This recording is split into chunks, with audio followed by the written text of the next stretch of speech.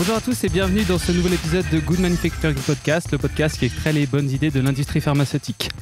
Alors dans ce nouvel épisode, ça y est, c'est le printemps, bientôt la fin du 3e confinement et on approche à grands pas de la saison 2. Parce que oui, ça fait 1 an qu'on a commencé à ce projet de podcast. Alors pour cet épisode, comme d'habitude avec moi, j'ai Arnaud. Arnaud, comment ça va ? Salut Paul et Adrien, ça va très bien, merci. Super. Et on reçoit Laurent. Alors Laurent, on reviendra sur toi plus extensivement dans un second temps. Mais pour l'instant, comment est-ce que ça va aujourd'hui ? Écoute, bonjour Paul Adrien, ça va très bien, je te remercie. Alors pour se mettre en jambes, je vous propose de commencer par une petite news. Hop. Eh ben c'est parti. C'est parti.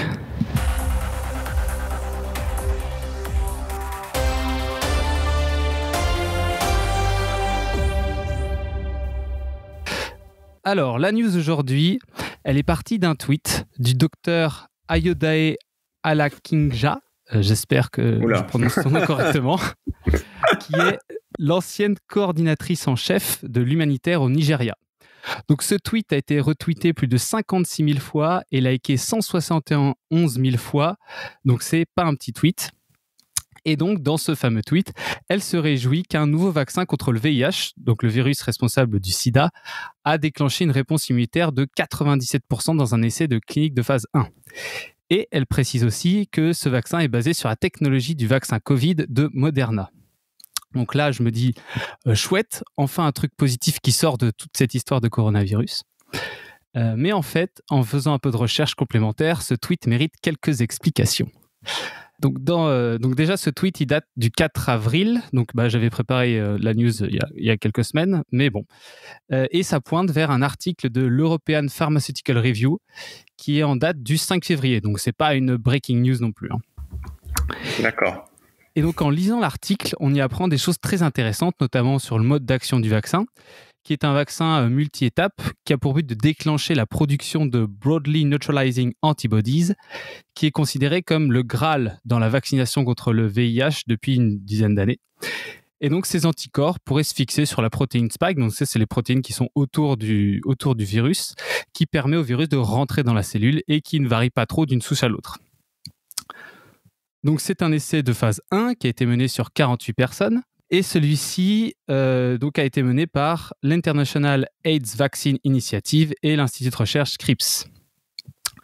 Donc, avant d'être candidat au vaccin, là, du coup, il faudra que le vaccin passe par différentes étapes. Donc, les premières, l'essai physique de phase 1, donc ils l'ont déjà fait. La phase 2, ça consiste à expérimenter sur quelques centaines de personnes segmentées en groupes, donc des enfants, des personnes âgées, etc. Et d'observer si le vaccin agit différemment en fonction des différentes personnes et de rechercher la dose optimale. Et enfin, les essais de phase 3, où le vaccin est testé à grande échelle sur plusieurs milliers de personnes et où il détermine, si tu veux, il protège bien du virus. Si après tout ça, le vaccin est toujours bon et confirmé, le chercheur pense pouvoir utiliser l'approche sur d'autres maladies telles que la grippe, la dengue, le Zika ou encore l'hépatite C. Et donc, la dernière partie, celle qui m'intéressait le plus, c'est tout à la fin de l'article qu'on apprend qu'en fait, ils vont commencer à collaborer avec Moderna pour le développement de ce vaccin en ARN messager. Parce que du coup, ils pensent que ça pourrait bénéficier à cette approche. Donc en fait, la technologie de ce vaccin n'est pas du tout issue du vaccin contre le coronavirus du Moderna, mais ils ont commencé à parler d'une discussion pour développer un futur vaccin avec cette technologie. Donc c'est quand même une bonne nouvelle parce que on arrive quand même on avance quand même sur un vaccin pour le HIV, mais c'est pas aussi incroyable que ce que je pensais par rapport aux avancées technologiques créées par tout cet engouement sur le vaccin contre le coronavirus. Ah, c'est intéressant, hein. C'est intéressant. Comme quoi, même des gros tweets comme ça peuvent comporter quelques erreurs, même si le fond est vrai. Voilà pour cette courte news. Je ne sais pas ce que tu en penses, Laurent. Est-ce que tu avais entendu parler de ça ? Pas du tout, non, tu m'apprends. Non, j'ai découvert l'information avec toi. Et moi, c'est bien pour le coup. Merci, Pomme. De rien. Bon, eh bien, si vous êtes prêts, je vous propose de passer au plat de résistance du podcast avec l'interview de Laurent. Allez, c'est parti.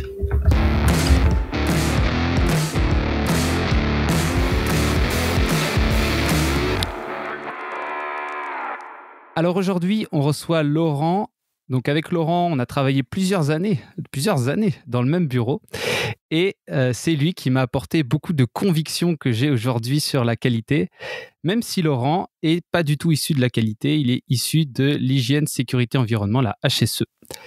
Et donc avec Laurent, aujourd'hui, on va évoquer des sujets tels que la proactivité, la culture d'entreprise. Et si on a le temps, on parlera des investigations et du suivi des actions, etc. Donc assez parlé pour moi.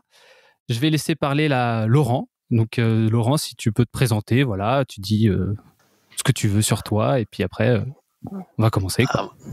Écoute, merci Paul-Adrien. Oui, donc je te confirme, c'était une belle période quand on partageait le bureau ensemble. J'ai une petite nostalgie aujourd'hui quand j'y repense. Plus sérieusement, donc moi c'est Laurent. Donc ça fait une vingtaine d'années que je travaille dans l'industrie chimique et pharmaceutique, dans une des fonctions principalement dites HSE, donc santé, sécurité, environnement. J'ai un petit peu d'expérience en qualité, Paul-Adrien, pas à ton niveau, mais dans les démarches ISO 9000, lorsque je travaillais dans la chimie, où on travaillait sur des systèmes de management dits intégrés QHSE, et donc je travaillais à cette époque-là sur les certifications des systèmes ISO 9001, 14001, et à l'époque on parlait pas encore de la 45001, mais c'était la 18001 sur le volet santé sécurité. Donc voilà, donc ça fait 20 ans que je travaille dans l'industrie chimique et pharmaceutique, et aujourd'hui dans un laboratoire pharmaceutique vétérinaire depuis 4 ans maintenant. Et donc, est-ce que tu peux nous décrire en quoi consiste ton rôle de, donc on peut dire responsable HSE, c'est ça, dans le laboratoire pharmaceutique ? Oui, c'est ça, oui. Alors aujourd'hui, ma fonction, c'est une fonction dite groupe, c'est-à-dire que j'ai dans mon périmètre d'action l'ensemble des sites de l'entreprise, qui est une entreprise internationale, donc avec des sites industriels en Europe, en Amérique oui, en Amérique principalement, et puis des filiales commerciales un peu partout dans le monde. Donc en fait, ma fonction, elle concerne principalement à travailler sur un certain nombre de pratiques, d'outils, de processus qui visent à prévenir les accidents du travail. C'est sur le volet santé-sécurité, les accidents et les maladies professionnelles. Et puis sur le volet environnement, travailler sur des pratiques qui permettent de minimiser, réduire nos impacts sur l'environnement compte tenu de nos activités, donc que ça soit les consommations d'eau, les déchets ou la consommation énergie pour ne citer que ces exemples-là. Donc voilà, en fait, moi j'ai un rôle principalement d'influence. Je suis plutôt dans une filière d'expertise avec ma casquette HSE. C'est-à-dire que mon rôle, c'est plutôt d'une part de proposer un certain nombre d'outils et de pratiques qui visent à réduire les risques ou à mieux les maîtriser. Mais également j'ai un rôle d'influence, parce qu'en fait c'est pas un sujet qui est une évidence pour tout le monde dans une entreprise, y compris dans l'industrie. C'est toujours le cas en 2021. Alors ça a progressé, c'est quand même mieux que lorsque j'ai commencé, mais il y a encore une grosse marge de progrès. Donc voilà, donc j'essaye d'influer et de faire en sorte qu'on prenne les bonnes décisions à tous les niveaux de l'entreprise pour éviter d'avoir des pépins. Alors il y a un truc qui est hyper intéressant que tu as dit, c'est justement de prévenir, et je trouve que c'est une différence qui est assez importante entre tout ce qui est trait à la HSE, surtout à la sécurité et la qualité. C'est que la qualité, on est vraiment plus dans réagir. La réaction, voilà, c'est ça. La réaction. C'est le process déviation. Il y a un problème, on réagit et on essaye de régler pour pas qu'il se produise à nouveau. Mais jamais on fait en sorte que ça ne se produise pas avant que ça se produise. On n'essaye pas de prévenir, clairement. Alors en effet, en fait tout est question d'enjeu. Pourquoi la notion de prévention ou la proactivité, comme tu le mentionnais, est aussi important en matière de sécurité? C'est tout simplement parce qu'on parle d'hommes. Si je prends l'aspect sécurité, Alors sans jugement de valeur de ma part, mais si on a une déviation, et c'est vraiment pas un jugement de valeur, mais c'est toutes les questions d'enjeu. Si on a une déviation qui amène à une non-conformité produit avec un produit qu'on aura détruit parce qu'on pourra pas le vendre, ça va être un impact économique. Alors évidemment, si on l'identifie pas, on peut avoir des impacts, notamment dans l'industrie pharma, sur le patient qui va le consommer. Donc en effet, là, on peut retrouver des enjeux similaires.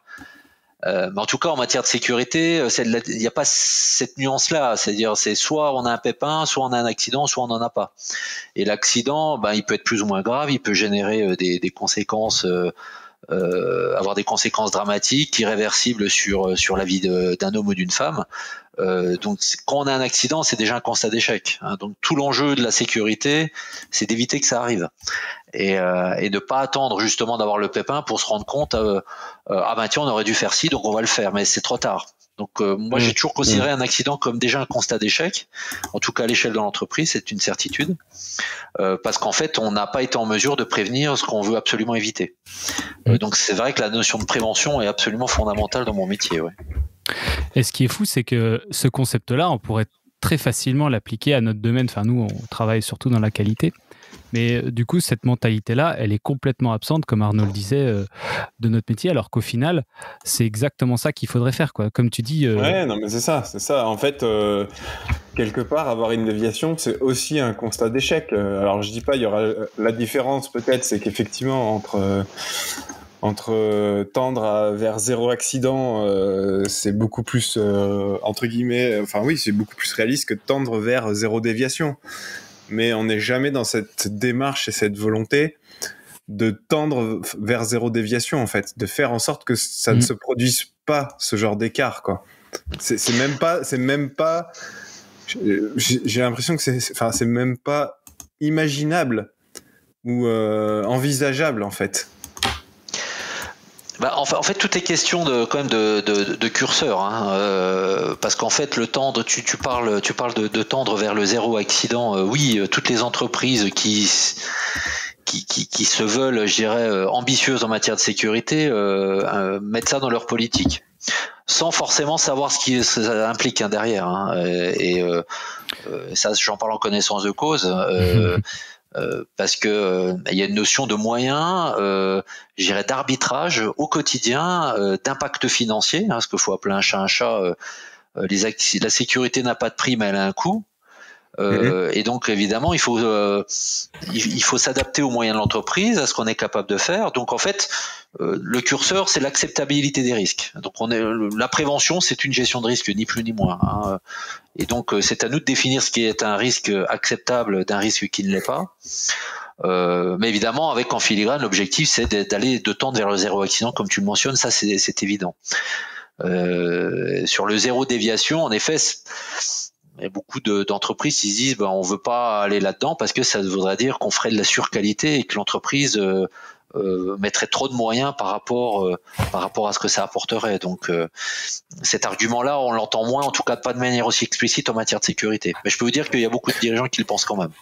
Mais c'est vachement intéressant ce que tu dis, parce que du coup, moi je suis assez d'accord quand tu dis que finalement le zéro déviation, entre guillemets, enfin le risque, la nature du risque, c'est plus un risque business. Il y a toujours quand même un fond de risque de mettre sur le marché un lot qui pourrait tuer des gens. Ok, mais globalement, si on regarde le 80-20, c'est 80% du risque business et encore 90%, on va dire, parce que on a ceinture bretelle pour les contrôles qualité, etc., etc. Mais ça, je l'entends à l'échelle je dirais, on va dire d'une direction de site, et j'inclus la direction qualité aussi dedans, mais voilà. À un moment donné, je me dis, tu vois, tout ce que tu décris, et moi je serais curieux de savoir quels sont les outils et les méthodes que vous mettez en place pour tendre vers ce que tu décris en termes de sécurité. Oui. En fait, personne au niveau des équipes qualité n'a ce mindset-là, cette façon de penser de se dire, on va aller tendre, chercher à aller faire zéro déviation, ou en tout cas les réduire en s'attaquant à ce qui pourrait arriver avant qu'elles se produisent. Et c'est un peu dommage au final, je trouve. Oui, parce que je pense qu'en effet, alors quand on me challenge sur cet aspect-là, ou quand je discute avec quelqu'un qui n'a pas forcément une grosse culture sécurité, parce qu'il n'a pas forcément baigné dans un secteur industriel ou très, je dirais, très accidentogène, un des éléments sur lequel j'appuie toujours mon argumentaire, c'est de se dire, de toute manière, les moyens qu'on met avant pour prévenir un accident sont toujours inférieurs à ceux qu'on aura pour corriger un pépin. C'est le concept de safe by design ou de quality by design, et pour moi est fondamental. C'est-à-dire, lorsqu'on crée une installation, lorsqu'on définit une organisation de travail, lorsqu'on définit une activité au sens large, si on arrive à intégrer les facteurs de prévention dès le design, dès la partie, je dirais, conception, c'est là qu'on a tout gagné. Et c'est là qu'en fait on va gérer vraiment nos risques de la manière la plus optimale. Et si on achète une machine, si on conçoit un équipement de production et que on se dit bon tiens, pour faire des économies, on va pas forcément mettre la protection machine, on va pas forcément mettre le détecteur d'oxygène dans le local où j'utilise de l'azote parce que ça coûte un peu cher et que finalement bon il s'est pas passé grand chose jusqu'à présent, donc on va prendre le risque qu'il se passe rien. Si vraiment il se passe quelque chose, le coût sera multiplié par 2 ou 3. Déjà le coût humain, puis ensuite le coût financier sur le fait de rajouter des détecteurs dans un équipement existant, le coût des travaux. Alors si on est dans un environnement stérile, je vous fais pas de dessin, c'est une usine à gaz. Un exemple très simple, on est en train d'implémenter un réseau sprinkler, ce qui est un dispositif de protection incendie dans des unités de produits d'injectables, de production d'injectables. C'est une usine à gaz en termes de planning, parce que vous le savez mieux que moi, on peut pas tirer des tuyaux d'eau dans une unité stérile comme ça du jour au lendemain. Ça se planifie, ça prend du temps, et c'est complexe. Et donc tout ça, évidemment, c'est beaucoup plus facile si on le prévoit dès la construction du bâtiment. Donc en effet, cet état d'esprit, pour moi, il est fondamental et il amène de l'économie. D'accord. En termes de, je trouve que c'est exactement le bon mot pour présenter ça. Est-ce que tu peux nous parler donc de la pyramide de Bird et de la courbe de Bradley pour commencer à introduire quelques outils qui vont nous permettre de détecter les événements avant qu'ils arrivent et de présenter un peu le mindset de proactivité en termes de sécurité. Alors en fait, ce que tu évoques, donc pyramide de Bird et courbe de Bradley, donc sont des outils qui datent, mais qui ont toujours leur pertinence. Alors faut les prendre avec des pincettes, avec pas mal de discernement, parce que ce sont pas des outils magiques, c'est simplement simplement des outils qui te permettent de comprendre un certain nombre de facteurs clés de succès dans un programme de prévention.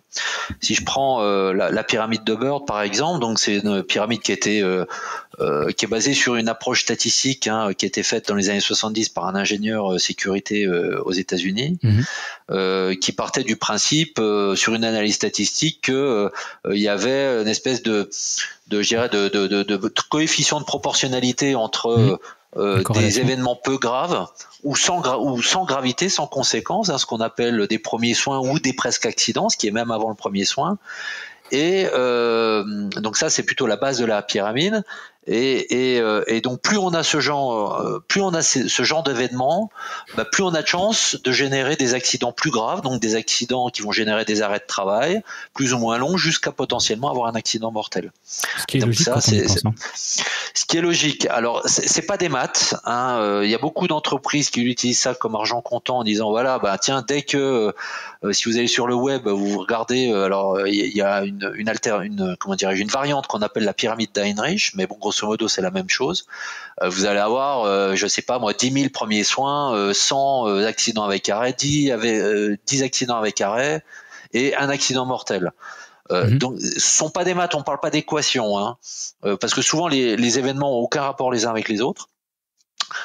Ça c'est un premier point. Deuxième point, c'est pas parce que vous allez avoir tout d'un coup 99 premiers soins que le lendemain vous allez avoir un accident sans arrêt.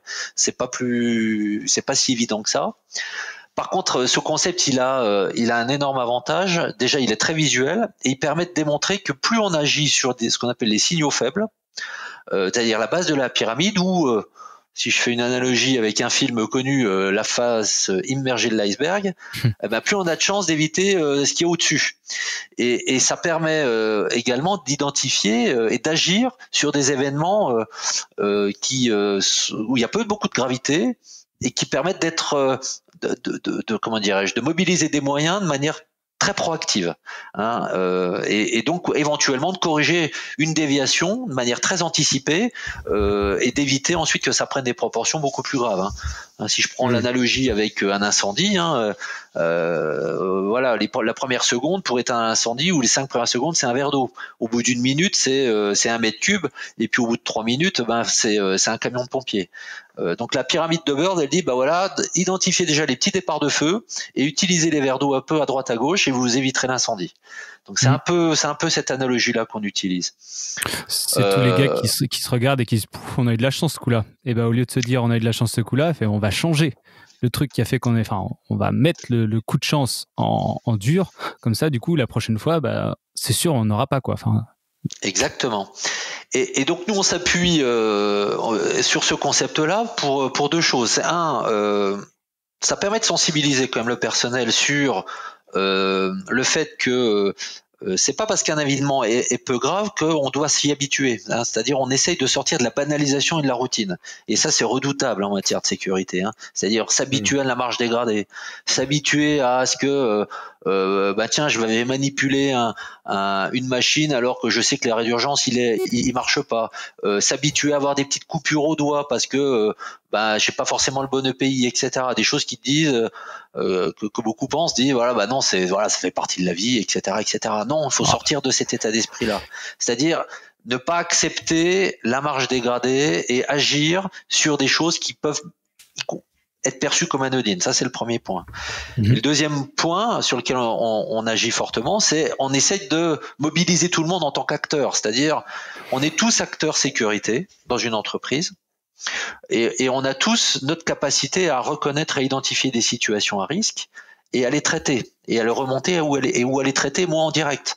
Et évidemment, c'est en lien énorme avec la notion comportementale, le facteur humain. Donc ça permet aussi de développer une culture dite d'interaction entre les gens, c'est-à-dire dès que vous voyez un collègue qui se met en danger, une situation à risque où il n'y a pas encore eu le pépin, mais on sait que la manière dont il circule, la manière dont il manipule le produit ou qui travaille sur la machine, on sait que là il risque quand même de se blesser. Donc si on voit ça, on intervient tout de suite. Même si on travaille pas la sécurité, mais simplement moi en tant que collègue, je me sens la responsabilité d'intervenir et de faire en sorte de le resensibiliser et de le corriger. Et ça c'est pas facile. Ça c'est pas facile parce que on est dans une culture très latine où le premier réflexe c'est de se dire déjà c'est pas mon rôle d'intervenir, c'est pas mon rôle de le faire. Il y a un gars qui est payé pour ça, c'est la sécurité. Donc mon premier rôle, au mieux, c'est déjà d'appeler la sécurité pour que lui vienne intervenir sur ce que je viens de voir il y a 10 minutes. Vous voyez un peu le délire, mais on en est encore là quand même. Donc cette pyramide, elle nous permet d'agir un peu sur tous les leviers. Donc oui, c'est très puissant. Au-delà des chiffres, c'est quelque chose que moi j'utilise depuis des années pour sensibiliser les équipes, d'abord les managers bien évidemment, parce que c'est quand même eux qui doivent impulser ces dynamiques-là dans les équipes, mais pour leur faire prendre conscience que agir sur des signaux faibles, être dans une démarche très proactive, c'est l'enjeu majeur sur lequel on doit tous travailler pour développer notre culture. Ensuite, tu mentionnais le deuxième outil qui est la courbe de Bradley. Alors, courbe de Bradley, oui. Moi, j'allais dire, tu en as déjà un petit peu parlé dans justement tout ce que tu viens de dire. Moi, je trouve, c'est parfaitement bien enchaîné. Pour toi, c'est pas préparé. C'est l'habitude. C'est l'habitude. Là, je suis en mode automatique. Là, c'est bon branché sur le sujet. J'adore ça, moi. C'est passionnant en tout cas. Alors la courbe de Bradley, alors là c'est pareil. Tu me connais un petit peu. Tu m'entends toujours là ? Oui, je t'entends. Oui. Parce que j'ai mon PC qui vient de se mettre en veille. La courbe de Bradley, c'est un concept un peu plus récent. Ça a été, c'est un concept qui a été construit ou défini dans une entreprise que j'adore d'un point de vue culture sécurité. C'est une entreprise de chimie qui s'appelle DuPont de Nemours. Une entreprise américaine mais française à l'origine, mais quand je parle de l'origine c'est qu'il y a plusieurs siècles. mais c'est une entreprise américaine. Et c'est une entreprise qui est reconnue mondialement, en tout cas dans la chimie et lorsqu'on travaille dans la sécurité, comme une référence mondiale. Parce qu'ils ont une culture, c'est plus qu'une culture sécurité, c'est une valeur, c'est fait partie de leur ADN. Donc en gros, vous allez sur le site internet de Dupont-Nemours, la première chose que vous voyez comme terme, c'est safety culture. Donc ça veut tout dire. Et c'est une entreprise qui est extrêmement innovante, extrêmement profitable. Si je dis pas de bêtises, le Kevlar c'est eux, le nylon c'est eux, le téflon. Donc le téflon, voilà. Donc voilà, ça permet aussi de tout ça en passant de dire que la sécurité n'est pas du tout un frein à l'innovation et à la profitabilité, bien au contraire.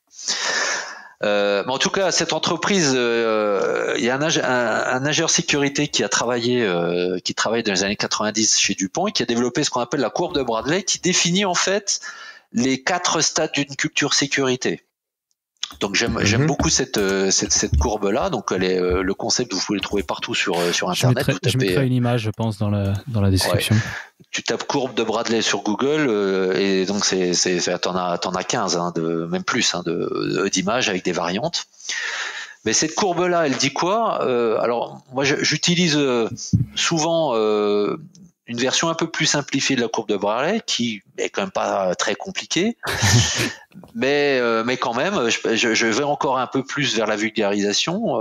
La courbe, en fait, pour moi, elle comporte 2 zones. Donc, elle est découpée en 4 zones, en 4 grands pavés, ce qu'on appelle le réactif, le dépendant, l'indépendant et l'interdépendant. Mais si je prends le réactif et le dépendant, on est plutôt dans ce qu'on appelle une culture de sécurité dit réactive, c'est-à-dire j'attends que le pépin arrive, qu'on ait des incidents pour commencer à agir et à mettre en place les actions correctives pertinentes. Mais je suis vraiment en mode correction, c'est-à-dire j'attends passivement qu'un pépin arrive pour me rendre compte qu'en effet il y avait un risque qui s'est concrétisé par quelque chose de réel, un incident ou un accident dans le pire des cas, et je vais en faire en sorte que cet accident ne survienne plus. Donc ce qui est déjà bien en soi. C'est la position de la qualité aujourd'hui. Voilà. Et moi, je le caractérise comme une culture dite réactive. Et donc, dans cette culture réactive, on peut avoir, pour les plus mauvais de la classe, on attend vraiment qu'il y ait des choses graves qui arrivent pour commencer à agir. Ou j'attends, si je fais le parallèle avec les autorités, les inspections, j'attends qu'un inspecteur du travail vienne me dire tiens monsieur, vous devez faire ci parce que vous n'êtes pas conforme à la loi. Et tant que je me suis pas, j'ai pas une mise en demeure, hop, pour vivre heureux, vivront cachés. Il y a des entreprises qui sont dans ce mode-là, encore. Et du coup, pour tous ceux qui nous écoutent et qui connaissent pas du tout la HSE mais qui maîtrisent la qualité, là du coup ils se prennent un coup de massue colossal sur la tête. Enfin bref. Oui, non, je suis un peu provoquant, mais je connais un petit peu le monde de la qualité, Paul-Adrien, que tu le sais, et puis tu m'as bien éduqué. Et puis donc il y a toute la partie droite de la courbe qu'on appelle les cultures dites interdépendantes ou indépendantes ou interdépendantes. Et là on est sur quelque chose qui est beaucoup plus intéressant de mon point de vue, d'un point de vue prévention. On est sur ce qu'on appelle une culture dite proactive. Et la culture proactive, c'est quoi ? C'est-à-dire, je vais être dans l'anticipation, je vais être en proactivité, je vais baser ma gestion de la sécurité sur une gestion de risque. Donc ça veut dire que je vais faire des évaluations de risque. Déjà, je vais les identifier, je vais les analyser et je vais mettre des critères d'acceptabilité. Donc déjà, rien que ça, c'est un processus qui est très très puissant, l'évaluation de risque. Mais ça veut dire, pour être puissant, il faut qu'il soit pérenne dans le temps, c'est-à-dire qu'il soit mis en œuvre pour des nouvelles activités, pour la gestion des changements, et puis qu'il soit mis à jour très régulièrement. Donc on est dans ce mode-là. Et puis ça va être aussi une prise de conscience beaucoup plus forte en culture proactive du personnel et principalement des managers. J'insiste énormément, la culture sécurité des entreprises, ça passe d'abord par le management et d'abord par le top management. Pour être clair, la direction d'une entreprise. Si une entreprise, si les dirigeants d'un site, d'une entreprise ne sont pas convaincus et n'impulsent pas une dynamique, sans être experts, moi c'est pas ce que je leur demande, mais je leur demande qu'ils impulsent une dynamique et qui fassent passer des messages.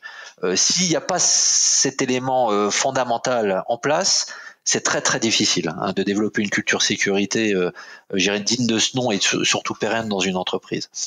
Donc c'est pour ça que la culture proactive, c'est d'abord l'engagement, la prise de conscience de la ligne managériale.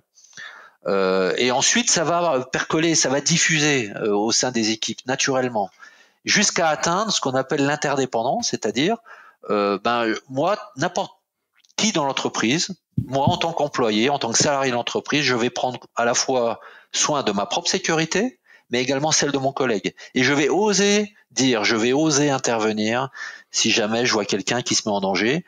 Et la personne vers qui je vais intervenir va bien le prendre. Elle va presque me dire merci. Vous voyez, je parle un peu comme le village des bisounours, mais c'est ça qu'on veut.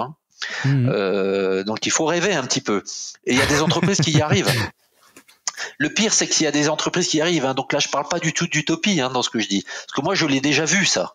Je l'ai déjà vu. Dans ma première entreprise de chimie où je travaillais, il y avait un site au Canada qui avait vécu 22 ans sans accident. 22 ans, vous imaginez. Ouais. Et ça, c'est pas de la chance.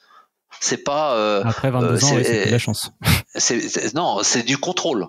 C'est de la maîtrise. Et je parle d'un site industriel. Je parle pas d'une agence bancaire.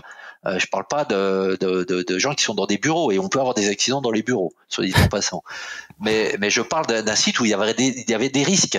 Sauf que ils avaient poussé la culture d'interdépendance à leur paroxysme, avec des résultats qui étaient remarquables. Alors, évidemment, déjà, mais quand on commence à avoir des entreprises où la sécurité est discutée très régulièrement, c'est un indicateur stratégique clé qui est partagé au niveau du top management. Il y a des performances qui sont très bonnes, en tout cas en progression. On garde une pression positive sur le sujet en permanence, c'est-à-dire qu'on a des plans d'action, on est en mode d'amélioration continue. Donc je reviens aussi avec le lien sur un système de management avec un processus PDCA qui s'applique bien évidemment au management de la sécurité. Donc tout ça, ce sont des composants d'une culture proactive très développée. Et in fine, les résultats observables, c'est que les gens se blessent pas. Et les gens sont plus performants, les salariés sont plus performants. Donc, in fine, c'est du gagnant-gagnant. L'entreprise gagne plus d'argent, l'entreprise n'a pas d'accident, et les salariés sont plus investis. Et donc, sont plus efficaces et donc plus motivés. Donc, vous voyez, donc, il faut y croire. Et moi, j'y crois. Et donc, tout ça, la culture proactive, tout ça, ça doit aboutir à ça. Ça vous parle ce que je dis là ou pas? Ah oui, non, complètement. Absolument. Mais c'est oui, de toute façon, j'adorais t'écouter à l'époque, j'adore toujours t'écouter.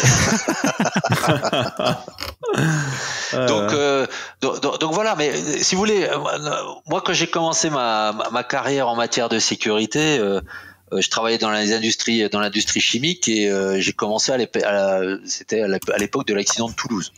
Donc c'était il y a une vingtaine d'années.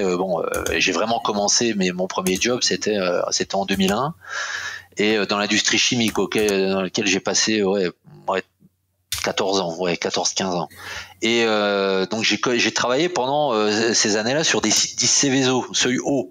Donc les choses où on a une fuite d'eau de 3 litres, ça fait la une des journaux. Je caricature à peine. Et donc forcément, quand j'ai démarré dans cette entreprise-là, on me disait voilà, on va principalement travailler sur des plans d'urgence, on va travailler sur des dispositifs de sécurité, sur les procédés pour éviter les explosions, les incendies. Évidemment, ce sont des éléments très importants.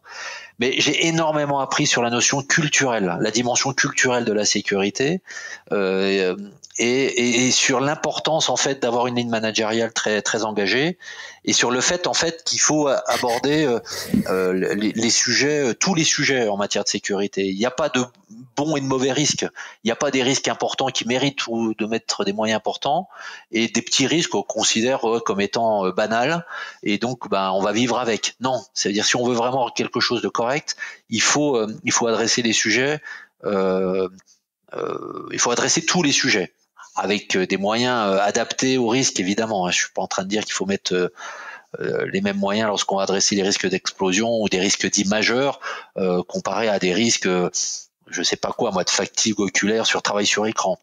Mais l'ergonomie, c'est un sujet important, et c'est une des premières sources de maladies professionnelles en France, le mal de dos. Donc l'ergonomie, ça montre bien que c'est un sujet important d'un point de vue prévention. Voilà.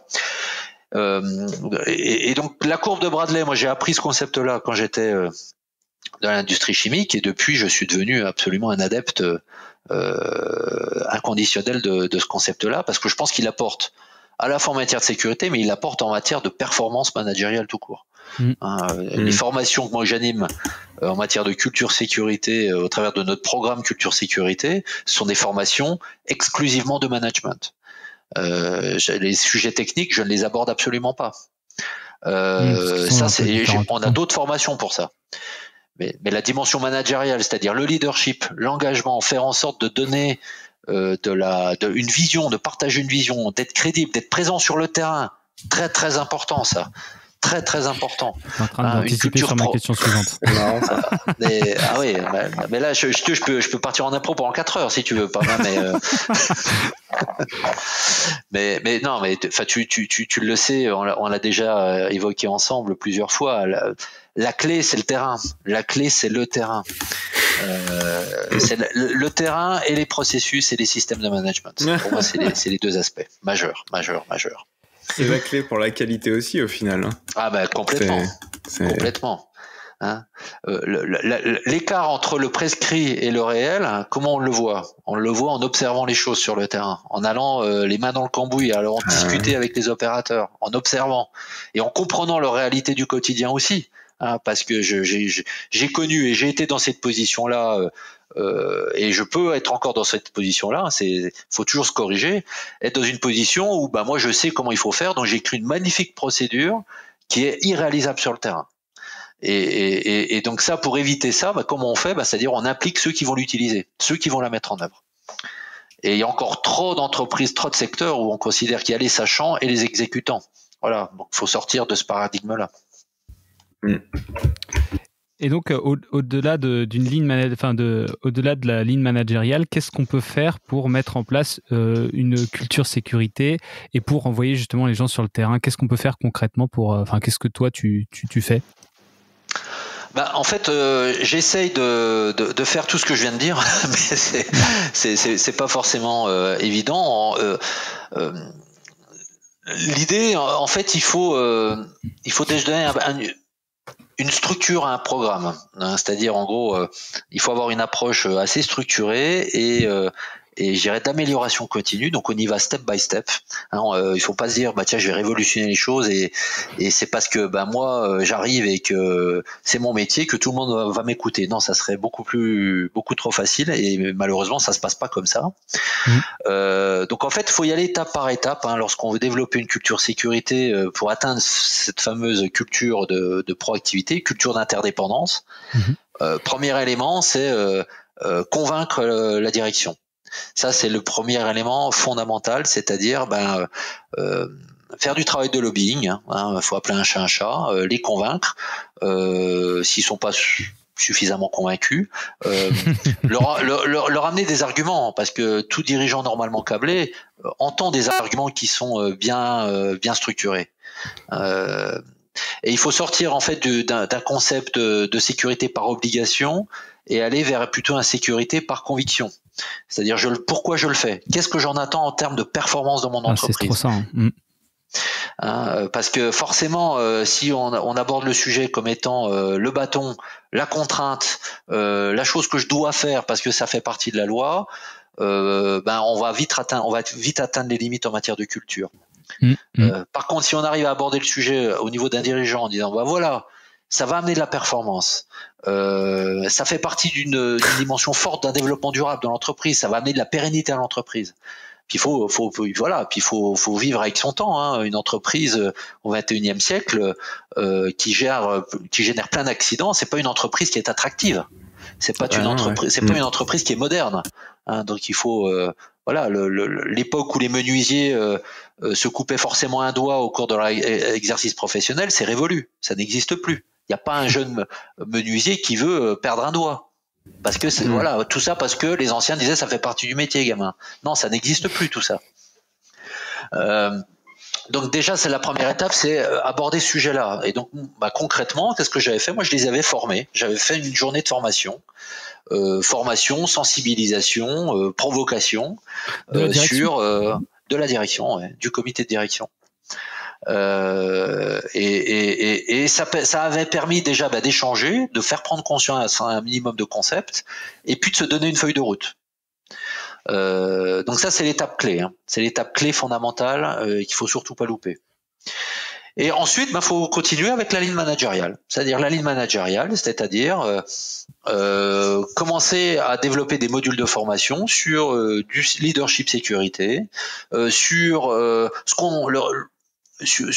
sur des comportements ou des activités qu'on attend d'eux de manière visible au quotidien au sein de leurs équipes. Et donc là aussi, c'est de la formation, c'est du temps à passer, c'est de la conviction, c'est de la discussion, il faut accepter d'être challengé. Mais en tout cas, c'est la deuxième étape clé. Et la troisième étape clé, c'est aller sensibiliser l'ensemble du personnel. Donc vous voyez, pour moi, je vois ça en 3 étapes. Un programme de culture sécurité, c'est la direction, le management et les employés. Et à chaque strate, faut définir, voilà, ce qu'on attend d'eux. C'est-à-dire, on les forme sur un certain nombre de concepts qu'on a évoqués jusqu'à présent, mais la donnée de sortie, il faut dire, voilà, en termes d'activité, de comportement visible, voilà ce qu'on attend de vous. Donc, c'est en termes de communication. Ça veut dire, on va demander à la direction qu'à chaque réunion de top management, ils abordent la performance sécurité. Que ça devienne aussi peut-être un objectif individuel pour mesurer leur performance. Donc, ils se sentent un petit peu plus investis. Donc, oui, on a 2-3 clés comme ça sur lesquelles il faut agir. Par exemple, quand tu dis un objectif individuel, c'est dans les objectifs de l'année sur lequel il va y avoir la prime ou des choses comme ça. Et ça Exactement. Ouais. Il faut avoir une approche très pragmatique. Si il y en a qui vont le faire parce qu'ils sont convaincus, d'autres qui vont le faire parce qu'on les oblige à le faire, mais in fine, vous n'arriverez pas à avoir un consensus dans une entreprise, ça n'existe pas. Il y aura toujours des réfractaires. Faut faire avec. Les réfractaires, ils le feront parce qu'ils sont objectivés dessus. Il faut accepter ça. Ce que j'oublie de mentionner, c'est que tout ce volet culture sécurité, il faut faire très attention. Il faut que ça s'inscrive, il faut que ça soit crédible. Et pour que ça soit crédible, il faut que les aspects techniques, procédures, formation soient à un niveau minimum acceptable. Il ne s'agit pas dans une entreprise de démarrer de que la sécurité, ça soit uniquement de la formation, du leadership et puis un petit moment sécurité au début de réunion pour que ça marche. Non, il faut quand même qu'à côté, il y a un certain nombre de fondamentaux, de basiques qu'il faut surtout pas oublier. Il faut même, si c'est pas le cas, d'abord travailler là-dessus. C'est-à-dire la cohérence et la crédibilité technique, c'est-à-dire avoir des investissements, des équipements dignes de ce nom, avoir des plans de formation corrects, avoir un minimum de procédures écrites. Tout ça, je dirais, c'est le socle de base qu'il faut absolument avoir avant de travailler sur la culture sécurité. Sinon, vous allez bâtir une maison sans fondation. Mais voilà, vous savez aussi bien que moi que la dimension technique, procédurale, système de management avec les formations, ça a ses limites. Et donc le troisième élément complémentaire, c'est la culture sécurité. Et donc la culture sécurité, c'est ce qu'on est en train d'évoquer. Donc voilà, concrètement, c'est comme ça que moi j'aborde le sujet. De la formation qui donc à 3 niveaux, top management, les managers, les employés, et en donnée de sortie de ces formations, il y a ce qu'on appelle des activités clés sur lesquelles on met un suivi particulier par exemple sur le nombre de situations à risque reportées et traitées, sur le nombre de réunions sécurité. On leur dit voilà, chaque mois vous devez faire une réunion sécurité au sein de vos équipes. Ça fait partie de votre leadership. Ça fait partie de la manière dont vous devez incarner la sécurité au sein de votre département en tant que manager. Ça va être sur des observations terrain, donc processus, activité excessivement puissante d'un point de vue prévention, c'est ce qu'on appelle les observations de tâches. Observation de tâches, c'est je vais observer un de mes collaborateurs, je suis manager, j'observe un de mes collaborateurs plusieurs fois dans l'année, à minima une fois, si vraiment on part de loin, mais sur une tâche donnée avec un œil purement sécurité. Quand je dis un œil purement sécurité, c'est purement sécurité, c'est-à-dire je ne me préoccupe pas d'un problème d'indicateur, de TRS ou quoi que ce soit, c'est-à-dire je regarde la pratique qui peut générer un accident ou pas et je corrige via une discussion ouverte avec mon collaborateur. Ça, c'est excessivement puissant parce que ça concourt d'une part à amener un œil neuf, 2, ça permet au manager de comprendre ce qui se passe sur le terrain, et de pas être décalé avec la vraie vie dans son équipe. Et 3, ça permet de sensibiliser la personne qu'on observe, et donc d'acculturer son équipe aux bonnes pratiques. Donc ça, c'est quelque chose qui est excessivement puissant, auquel je crois énormément, qui est difficile à mettre en œuvre, beaucoup plus difficile qu'il n'y paraît, parce que c'est du temps. Pourquoi ? Parce que c'est du temps. Et voilà. Et un des premiers arguments, et je pense que vous y êtes confronté aussi, la première chose qu'on dit, faut faire faut faire un tour terrain, il faut parler de sécurité. Premier argument qu'on m'oppose, c'est on n'a pas le temps. On n'a pas le temps. Ça fait pas partie de notre job. Ça fait pas partie de mon métier. Ah ouais, carrément. T'as déjà entendu ça? Ça fait pas partie de mon job? Ouais, quelquefois. Ah là là, mais ça c'est fou. Parce que alors moi ça me fait réagir quand tu dis ça, parce que je me dis combien de fois effectivement on entend, et pour la qualité c'est pareil. Hein, on n'a pas le temps d'aller faire des tours de terrain. On n'a pas le temps de faire des process confirmation, c'est les observations de tâches, hein, clairement. On n'a jamais le temps de faire ça, mais à un moment donné. C'est une question de priorité aussi. Alors j'entends, les gens sont sous l'eau pour traiter justement de manière réactive les problèmes, etc. Pour autant, on arrive toujours à trouver du temps pour ce qui semble le plus prioritaire. Je vais un peu bousculer, mais qu'est-ce qui empêche de se dire, ok, non, ça c'est la priorité. Donc c'est peut-être sur autre chose que je vais dire que j'ai pas le temps. Absolument, mais t'as complètement raison. Et puis également, moi je réagis souvent quand on me dit ça fait pas partie de mon job ou j'ai pas le temps. Enfin, c'est un peu du même niveau. Hein. C'est de se dire non, je suis désolé. Toi en tant que manager, par exemple, si je prends l'exemple d'un manager, un agent de maîtrise ou un superviseur qui me dit ça, je dis non, écoute, t'as pas compris. Ton job, c'est pas faire de la production, c'est faire de la production en sécurité et en qualité. C'est toute la différence. Donc la sécurité et la qualité, ça fait partie intégrante de ton métier, intégrante. Le fait de sortir, de faire un lot avec un produit conforme, dans les temps, en respectant les procédures et sans accident, ça c'est du travail bien fait. Si une de ces composantes n'est pas respectée, le travail il est pas bien fait. Il faut appeler un chat un chat. Donc on a sorti un lot dans les temps, mais il y a je ne sais pas combien de déviations qui ont été identifiées, et en plus on a un gars qui s'est blessé. On peut pas m'expliquer qu'on a fait son travail correctement, c'est pas possible. Ça je l'entends pas. Clair. Ouais. Donc voilà, mais c'est encore une fois un état d'esprit. Mais je prends volontairement des exemples un peu extrêmes, mais bon, ça existe. Hein. Moi, j'ai été confronté en 20 ans, vous imaginez bien, à toutes sortes d'arguments pour m'expliquer que ce que je leur demandais, ou ce que l'entreprise demandait était complètement irréaliste et contre-productif. Donc, faut y être prêt. Donc, mais voilà. Mais en tout cas, ça permet de blinder un peu ces arguments et de se confronter aux réalités du terrain aussi. Donc maintenant, je sais pas Arnaud, si tu as d'autres questions pour Laurent. Non, c'était très très très intéressant. On voit clairement, et je pense qu'on a pas mal de personnes qui sont confrontées à la qualité dans nos auditeurs. Je pense qu'il y a effectivement énormément à s'inspirer de ces démarches sécurité, parce que en fait, même quand tu décris, que tu dis ok, c'est pas forcément tout ça et pas forcément en place. Encore une fois, moi, ce que je dis, sur la qualité, on pense même pas à ça, en fait. Donc, c'est même pas une question de est-ce que c'est en place ou pas, c'est qu'on n'y pense même pas à se dire. Et souvent, j'ai des clients qui me disent, mais vous avez du benchmark d'autres sociétés, mais en fait, faites du benchmark avec votre service sécurité. Ça peut aider, oui, absolument. Mais bon, on partage des problématiques excessivement communes entre la sécurité et la qualité, et très souvent, évidemment, on peut avoir des objectifs un peu contradictoires, mais c'est assez rare. Hein. On converge très très facilement. En tout cas, sur la dimension comportementale, sur des mécanismes qui amènent des opérateurs, par exemple, à ne pas respecter une procédure, à bypasser certaines étapes dans des modes opératoires, par exemple, à pas utiliser le bon équipement, etc. On retrouve exactement les mêmes mécanismes en matière de sécurité et de qualité, c'est-à-dire des mécanismes qui vont soit générer problème de conformité produit, de qualité produit, soit un mécanisme qui va déboucher sur un problème de sécurité. C'est exactement la même chose.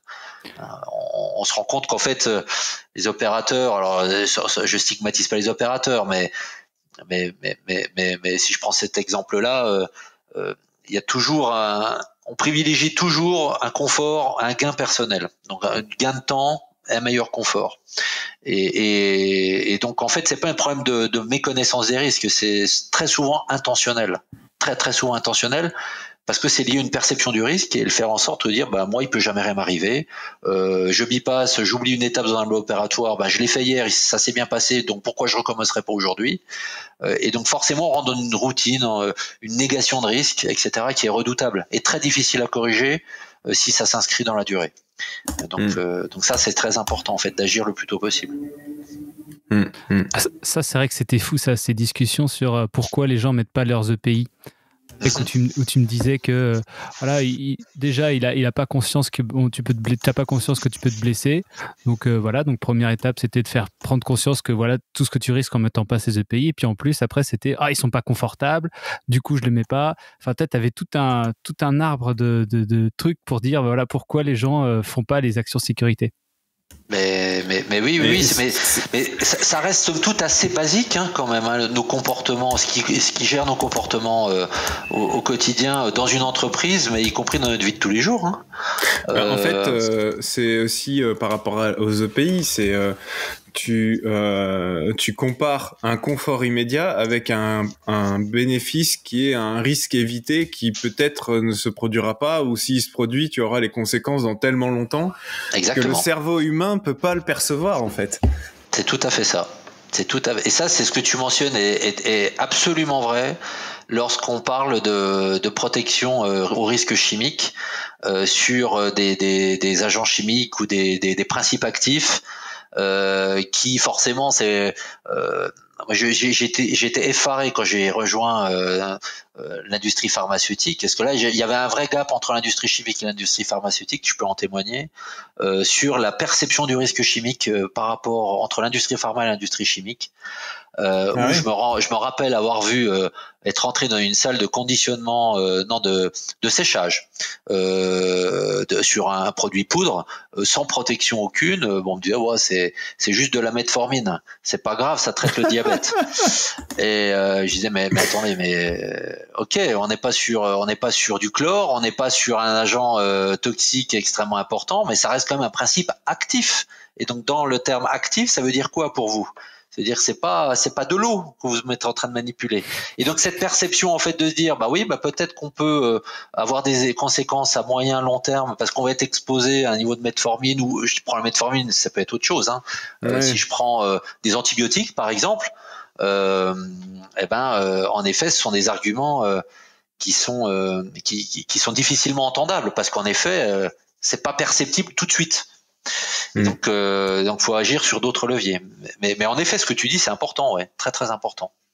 Donc maintenant, on va passer au côté suivant de la HSE, c'est quand l'accident s'est produit. Donc alors là, toi, Laurent, qu'est-ce que tu préconises en termes, parce que là, c'est un truc aussi que j'ai eu beaucoup de mal à expliquer. C'est ce que ce qu'on avait pas mal parlé aussi, c'était tout ce qui était danger, risque, impact. Alors du coup, pour exprimer un danger dans l'industrie pharmaceutique, c'est impossible. Ouais. Personne ne sait ce que c'est qu'un danger. Si tu veux, alors la notion de danger et risque est fondamentale lorsqu'on fait une évaluation de risque a priori sur une activité. Ce sont des notions qui sont utilisées d'abord à ce stade-là, c'est-à-dire c'est avant l'accident. C'est-à-dire un danger, il faut voir ça comme un potentiel. C'est une situation de potentiel ou une propriété potentielle intrinsèque à une substance ou à une situation qui peut générer un dommage. Donc par exemple un agent chimique dangereux, la dangerosité d'un agent chimique dangereux, on parle bien de dangerosité et pas de risque.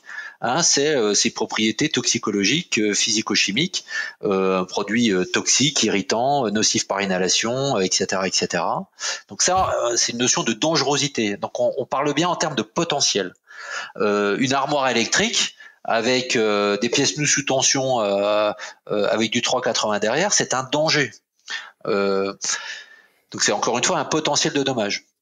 La notion de risque fait intervenir une notion de probabilité, c'est-à-dire en gros, quelle est moi en tant qu'individu, si je me trouve en face confronté à un danger, quelle est la probabilité d'obtenir que ce danger se traduise en dommage pour moi?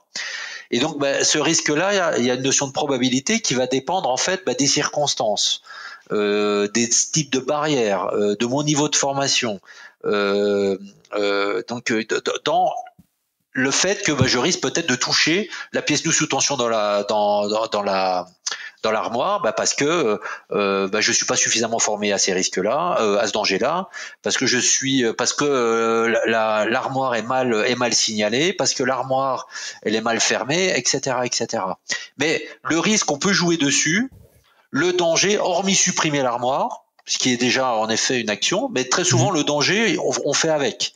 Et donc toute la manière de mettre les barrières de protection ou de prévention autour du danger, là on rentre dans une culture de risque. Et donc plus on va avoir des barrières efficaces, plus le risque sera minime. Donc on va réduire le risque tout en ayant un danger identique. Tu vois ce que je veux dire ? Oui. Donc ces notions de danger, risque et d'impact ou dommage, on l'aborde d'abord dans les processus d'évaluation de risque. Après, un accident, c'est ni plus ni moins que la traduction d'un risque qu'on un danger dont le risque est arrivé. Voilà. Donc ça, c'est arrivé. Et donc, en effet, là, on fait plus d'évaluation de risque. En fait, on regarde en fait la sévérité, la gravité de ce qui vient de se passer. Et par contre, on peut comparer généralement la gravité d'un événement qui vient de survenir par rapport à ce qu'on aurait pu obtenir. Et donc là, on peut faire un petit comparatif avec le niveau de risque. Par exemple, je dis n'importe quoi, tu descends un escalier qui fait 30 mètres de long, tu glisses au tout début, et que tu arrives en bas avec uniquement une cheville tordue, tu peux te dire que y a un sacré écart entre ce que tu as risqué et le dommage que tu as obtenu. Parce que le risque de tomber dans l'escalier, c'est un risque potentiellement mortel. Donc tu peux faire cette comparaison-là. Mais en aucun cas, l'erreur à pas commettre, c'est d'interpréter tout dommage qui vient de survenir comme étant la traduction maximale d'un risque associé. Tu vois ce que je veux dire, parce qu'il y a toujours un décalage entre ce qu'on pourrait avoir et ce qu'on observe. Genre une palette qui tombe sur un type, ça lui tombe sur le pied, ou ça aurait pu 1 centimètre plus loin lui tomber sur la tête, et puis là c'était différent, quoi. Exactement. Et donc il y a toujours un petit paramètre sur lequel un petit facteur. Alors j'aime pas utiliser ce terme-là. J'aime pas utiliser le terme facteur chance, mais un facteur de circonstance. Je dirais qui fait que on n'a pas obtenu le danger ou le scénario maximal qu'on supposait ou qu'on aurait pu avoir. Donc voilà. Donc cette petite subtilité-là, elle est importante. Ça c'est super intéressant. Je sais pas ce que t'en penses, Arnaud. Non, moi je trouve ça assez intéressant. Après, du coup, c'est vrai que cette notion-là, moi ça me fait le parallèle un peu avec ce qu'on fait sur les déviations. Quand on veut évaluer la criticité d'une déviation et surtout ses impacts. C'est vrai que nous on essaye d'aborder cette notion de danger, risque, impact plutôt qu'accident. Mais du coup, oui, est-ce que finalement de parler de danger, est-ce que ça fonctionne bien? Ou pas, ça me pose des questions. Mais en tout cas, c'est bien, ça fait vraiment le parallèle avec ce qu'on voit sur les déviations, quoi. Absolument. Le parallèle n'est pas si évident que ça. Non, je me rappelle à des discussions avec toi, Pam, mais en effet, on peut. Je pense qu'on peut avoir quelque chose d'assez commun. Parce que généralement, une déviation, lorsqu'elle survient, vous mesurez la criticité par rapport je dirais, aux conséquences que ça peut avoir vis-à-vis de l'utilisation du produit, enfin du médicament. Cette notion-là, c'est-à-dire usage futur, on n'a pas du tout cette notion-là lorsqu'on a un incident sécurité qui vient de survenir. Oui, mais en fait, au final, il y en a peut-être qui vont avoir les cheveux qui s'hérissent quand je dis ça, mais finalement, quand il y a une déviation qui est survenue, on est encore dans la notion de risque. On n'a pas encore l'impact parce que, en fait, on est en écart par rapport au système, par rapport à ce qu'on aurait dû faire. Mais comme on l'a dit tout à l'heure, potentiellement le résultat final fait qu'il y aura pas d'impact. Et donc c'est tout ça qui est un peu compliqué à faire comprendre des fois aussi sur la notion de déviation, c'est que moi j'ai toujours un peu de mal quand on parle d'impact dès l'ouverture d'une déviation ou de quelque chose comme ça, parce qu'en fait on a observé un écart à un moment donné. C'est un risque qui a un impact, mais l'impact, il est potentiellement, enfin pour autant, il n'est pas encore avéré, on n'a pas encore montré qu'il s'était produit. Donc, là, comme si on fait le parallèle, il n'y a pas eu l'accident. Ouais, on n'a pas fait la bonne manière. Donc, ça aurait pu donner un accident et on va voir, ah oui, il y a eu un accident, ah non, il n'y a pas eu d'accident. Mais au moment où on ouvre et au moment où on évalue la criticité de la déviation à l'ouverture, on peut pas se positionner sur l'impact. Sauf si l'impact il est évident directement, mais c'est là où justement t'exprimes le danger. C'est genre, on a mal fait ça. Bah, le danger c'est quoi ? Bah, le danger c'est que je sais pas moi, il y a des bactéries dans ton truc. Exactement. Oui, vous avez complètement raison. Mais c'est dur à faire comprendre ça. Hein. C'est très dur à faire comprendre. Exactement. Ouais. Et c'est pour ça que je te dis, il y a personne qui sait ce que c'est qu'un danger. Et tout le monde est là, genre un impact. Non. Ouais, mais c'est toujours, c'est quoi l'impact tout de suite ? C'est la question, c'est quoi l'impact ? Non, c'est quoi et voilà, danger. Alors c'est vrai que moi, avant qu'on en parle avec Paul-Adrien, j'étais plutôt, non, on parle pas d'impact, on parle tout de suite du risque. Et le fait de dire, c'est quoi le danger ? Et du coup, le risque, ça crée une étape un peu, je dirais, pédagogique supplémentaire qui permet de mieux définir le risque. Je suis complètement de ton avis. Oui, le danger, encore une fois, il faut vraiment le voir comme un potentiel. Comme un potentiel de dommage. Et donc forcément, ce potentiel, il peut se concrétiser ou non. Et dans le ou non, il y a la notion de risque associée, c'est-à-dire est-ce qu'on peut aller jusqu'à la conséquence négative maximale ou pas ? Si oui, dans quelle mesure ? Et tout ça, c'est du risque à mesurer. C'est pareil aussi avec Laurent, on s'est pas pris la tête, mais je me souviens de cette discussion. Pourquoi vous regardez l'occurrence ? Ça arrivait, du coup ça fait 1. Le problème c'est que des fois c'est arrivé plusieurs fois. C'est la récurrence. Oui. Non mais là on se comprenait pas dans cette discussion là, je me rappelle pour la vraie. Mais avec le recul, je pense que oui, on parlait pas de la même chose, mais je comprends tout à fait l'intérêt maintenant. Et c'est ça, c'est la récurrence. C'est-à-dire quelque chose, la même déviation qui survient plusieurs fois, etc. Oui, ça doit pondérer, je dirais positivement sa criticité. Je suis d'accord. Donc voilà, on arrive à ce triste moment où ça fait 1 heure qu'on parle, comme d'habitude. On n'a pas du tout vu passer. Ah oui, effectivement là. 1 heure. Ça fait un quart d'heure qu'on discute quoi. 1 heure, heure française, tu veux dire Oui, c'est ça. Arnaud, est-ce que tu as d'autres questions pour Laurent ? Parce qu'il faut malheureusement qu'on reste dans le format. Non, je pense que c'était très clair, très complet et très intéressant, quoi. Donc merci encore. Hein. Est-ce que tu reconnais un petit peu maintenant certains de mes discours ? Bah ouais, non, mais je les reconnais et puis moi j'en suis le premier convaincu et c'est vrai que j'ai envie de dire ça a été une très bonne opportunité pour toi d'avoir été dans le même bureau de Laurent, puisque du coup moi-même, ça m'a fait découvrir pas mal de choses. Paul-Adrien m'en a beaucoup parlé avant aussi, de tout ça. Et du coup, c'est vrai que c'est des outils maintenant qu'on essaie d'intégrer dans nos démarches pour rendre la qualité plus efficace, pour réduire les erreurs humaines avant qu'elles se produisent, en fait. Et arrêter de juste constater qu'elles se sont produites et de se dire, comment on fait pour qu'elles se reproduisent plus ? Mais vraiment, de se dire, comment on fait pour qu'elles ne se produisent pas ? Écoute, j'en suis ravi. Si ça peut vous aider, c'est parfait. Voilà, toutes tes convictions gagnent à être connues, en tout cas dans le monde de la qualité, 100% sûr. Écoute, je suis prêt à échanger encore plus avec vous si vous le souhaitez. Il n'y a aucun problème. Donc Laurent, est-ce que si les gens veulent te contacter pour te poser des questions, est-ce qu'ils peuvent te joindre quelque part ? Écoute, oui. Je sais pas ce que peut-être Adresse LinkedIn. Ah oui, c'est une bonne idée. Oui, sans problème. Oui, je suis sur LinkedIn. Donc, tu as mon contact LinkedIn, non ? Je dis pas de bêtises. Oui. Du coup, je peux dire Laurent Kaufmann. Laurent Kaufmann sur LinkedIn. Oui. Oui, c'est moi. Voilà, si vous avez des questions pour Laurent sur quoi que ce soit, vous pouvez éventuellement le joindre ici. Donc voilà, est-ce que c'était ta première expérience de podcast, Laurent ? Oui, c'était ma première fois. Merci beaucoup. Merci beaucoup pour ce moment. De rien, c'était vraiment un plaisir pour nous. Arnaud, où est-ce qu'on nous retrouve, nous ? Alors, comme d'habitude, LinkedIn, YouTube, mais effectivement, on est un peu moins actif en ce moment. Et puis, surtout pour le podcast, sur toutes les plateformes de podcast habituelles, Apple Podcast, Google Podcast, Spotify, etc., etc. Super. Bon, écoutez, merci beaucoup de nous avoir suivis jusqu'ici. Et puis, on se retrouve merci très vite Paul-Adrien.